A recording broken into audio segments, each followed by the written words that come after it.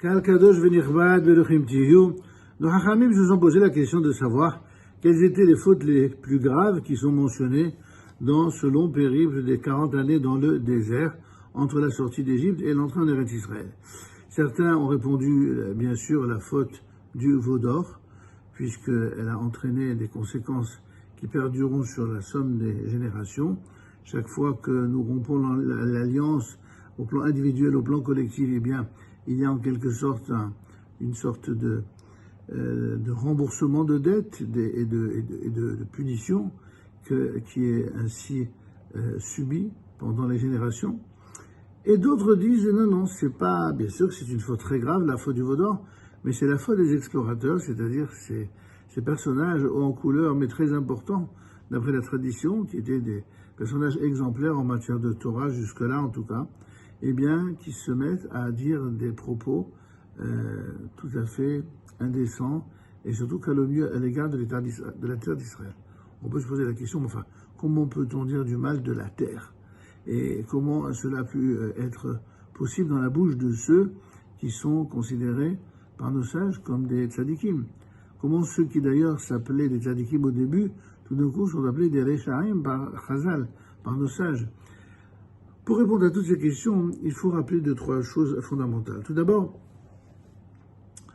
les Rishonim, et particulièrement le Kuzari, expliquent que, en fonction de leur niveau spirituel, la faute des explorateurs est beaucoup plus grave encore que la faute du veau d'or. À quoi on le voit?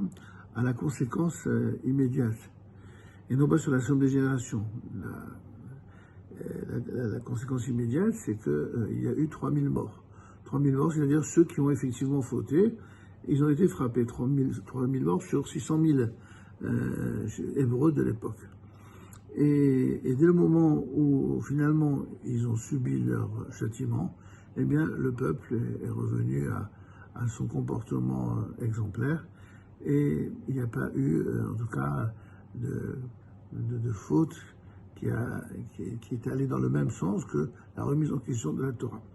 De plus, comme vous le savez, évidemment, Akadosh Baruch Hu, lorsqu'il entendra pendant 40 jours et 40 nuits la supplique et la supplication de Moshe Rabbeinu, eh bien, Akadosh Baruch Hu finira par lui dire « Salah tzikid balecha » ça va, j'ai entendu tes prières et je pardonnerai conformément à ta demande. On voit donc que finalement, bien sûr, c'était une faute très grave, mais si Dieu a pardonné, c'est depuis ce pardon, ce fameux grand pardon, que régulièrement, une fois par an, il y a le Yoma, c'est-à-dire ce grand jour par excellence, le Yom Kippour, qui sera en quelque sorte chaque année le jour anniversaire de ce jour où Dieu a pardonné aux enfants d'Israël, après intercession évidemment de Moshe Rabbeinu. Donc on voit que finalement, bien sûr c'est une faute très grave, bien sûr qu'il y aura des conséquences, mais finalement Dieu a pardonné. Il n'en est pas ainsi pour la faute des explorateurs, où là c'est tout le peuple qui va être puni, c'est tout le peuple qui va être interdit de retour en Eretz Israël, à l'exception de Yoshua Binu, de Caleb et Yefune, Josué et Caleb, parce qu'ils avaient Ruach Acheret, ils avaient un autre état d'esprit, une foi totale dans ce que Dieu nous disait lorsqu'il parlait de la terre d'Israël, qu'on est dans une terre qui est très très bonne, et donc ils n'ont pas défié Dieu, ils n'ont pas défié son appréciation sur la terre, et finalement Dieu n'a pas pardonné ce qu'ils ont fait par rapport à Eretz Israël, là où il avait finalement pardonné pour la Torah, et c'est pour ça que le Meshech Chochma, dans la continuité du Kuzari, affirmera que la faute des explorateurs est encore plus grave parce que Dieu ne leur a jamais pardonné. Comment comprendre dès lors que cette faute soit considérée comme si grave aux yeux de l'Éternel?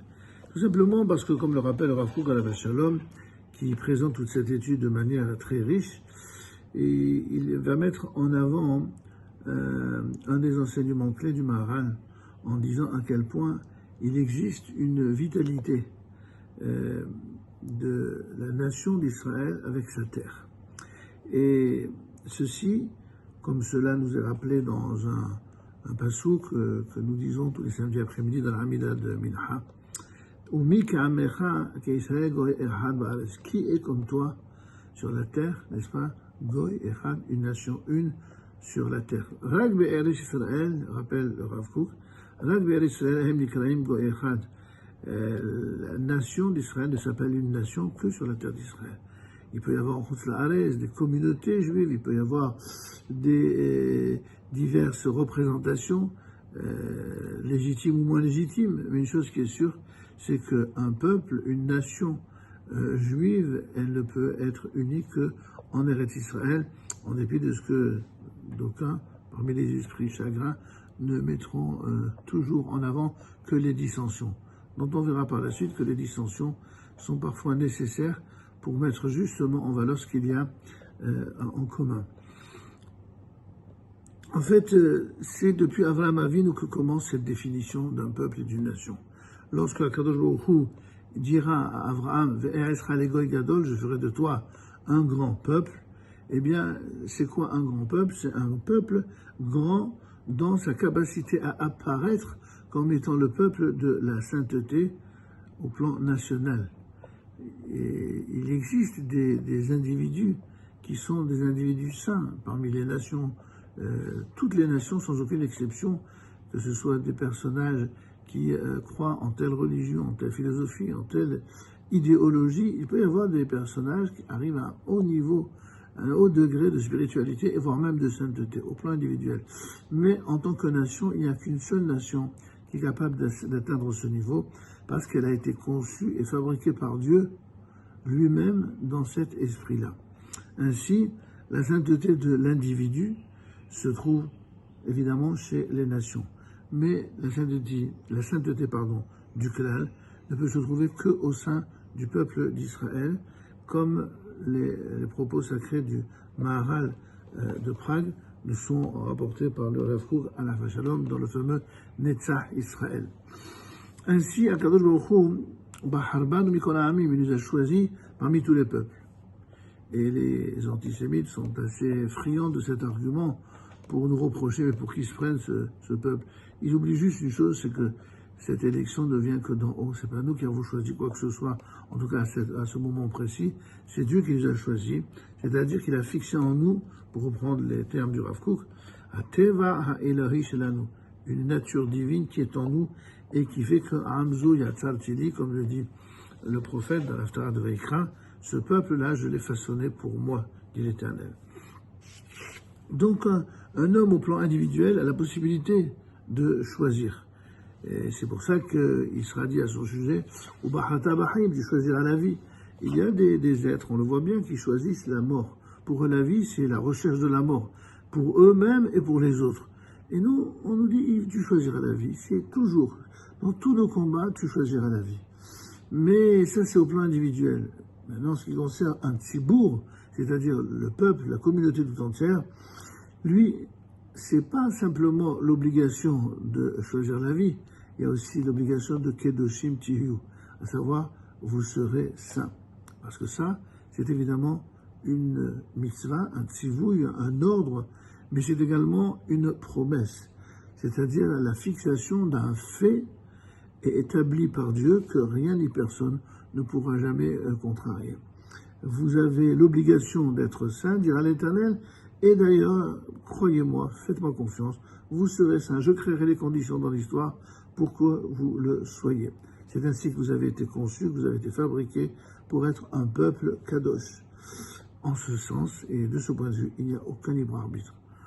On n'a pas de libre arbitre. Ceux qui croient le contraire, malheureusement, sont de l'intérieur même du peuple juif, ceux qui prennent position aux côtés des ennemis d'Israël contre Israël.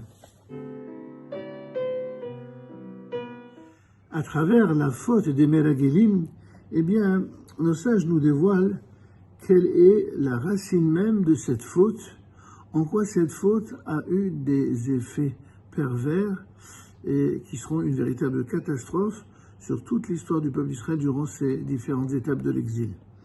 En effet, comme le rappelle le Rav, Midgale Chosser Havana, la Kesher Mahuti, Sheben Am Israël et Israël. En fait, la manière dont les explorateurs se sont exprimés a montré une déficience, un manque de compréhension profonde du lien essentiel, du lien ontologique qui existe entre le peuple d'Israël et la terre d'Israël. Les Meragelim, eh bien, lorsqu'ils parlent de la terre, eh bien, ils disent tout simplement, mais nous ne pourrons pas monter dans ce pays vers ce peuple qui car il est beaucoup plus puissant que nous, le Midrash dit même que lui, que Dieu, Kaviarol. Il ne s'occupe pas du caractère indispensable, vital de la terre avec le peuple, afin que ce dernier puisse vivre. Mais Yoshua et Kalev, eux, eh bien, qu'est-ce qu'ils répondent? Allo naale ve'alash nota, montez, nous monterons et nous en prendrons possession, qui achol nuchala, car nous aurons raison de cette terre. En fait, ils sont mitirachim, c'est-à-dire ils établissent un lien profond avec la terre elle-même, mais aussi avec la nécessité divine pour le peuple d'Israël d'y résider. Et d'ailleurs, c'est quelque chose qui va nous engager et nous obliger à monter vers cette terre, à prendre possession de cette terre, et qu'il y ait des locataires, n'est-ce pas, qui squattaient cette terre pendant certaines périodes de l'histoire, avant, pendant, après, cela ne change rien. Et même si ces squatters, et même si ces colons, puis c'est à la mode aujourd'hui, eh bien, sont ceux qui ont colonisé non seulement la terre, mais qui ont colonisé peut-être le tiers, ou le quart ou le tiers de la terre. Et ce sont les enfants d'Israël que l'on traite de colons. Pourquoi? Parce que là aussi, il y a une conséquence, de la conséquence lointaine, de ce refus des Gdolim de l'époque de favoriser la montée en Eretz Israël. De ce manque de compréhension, mais aussi de ce manque d'émouna, eh bien, nous avons ici toute la signification profonde de ce que signifie Kiddush HaChaim ve Kiddush HaMetziut. La sainteté de la vie et ce qu'appelle le Rav Kook, la sainteté de la conscience de la nécessité de la vie en Eretz Israël. C'est cela qui a provoqué le mépris de ce qu'on appelle Eretz Chemda, c'est-à-dire une terre de désir, par le peuple tout entier. Et c'est pour cela que c'est tout le peuple qui a été puni, et finalement, tous ceux qui ont tourné pendant 40 ans dans le désert, à l'exception de ceux qui étaient moins âgés que l'âge de 20 ans, eh bien, ils sont tous morts dans le désert.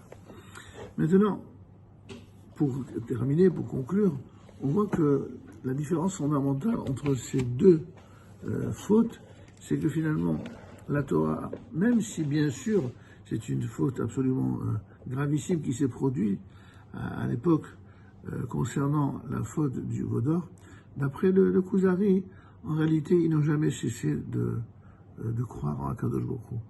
Mais ils se sont trompés quant à la manière de l'exprimer et quant à la manière d'y établir un intermédiaire qui était non voulu. Et c'était ça leur faute, et pour laquelle d'ailleurs ils ont payé. Mais finalement, une fois que la faute a été, entre guillemets, payée, eh bien, Akadosh Baruch Hu a pardonné. Pour la faute de la terre d'Israël, regardez les siècles et les siècles d'exil que le peuple d'Israël a subi pour n'avoir pas compris que s'il existe un héritage sacré qui s'appelle l'héritage de la Torah, il existe un autre héritage aussi sacré, c'est celui de la terre d'Israël. Et que l'un comme l'autre, on mérite que l'on se batte pour la Torah, qu'on se batte pour la terre d'Israël. Et c'est seulement lorsqu'on a compris le caractère indispensable de l'un comme de l'autre, eh bien que l'on peut avancer en tant que nation sur cette terre. Shabbat Shalom Evorach, et que les uns et les autres, ceux qui sont en Eretz d'Israël, aient le mérite de se battre pour la conquête de toute la terre d'Israël, et ceux qui ne sont pas encore en Eretz d'Israël, qui aient le zéchout et le mérite de rejoindre leurs frères en Eretz d'Israël. Shabbat Shalom.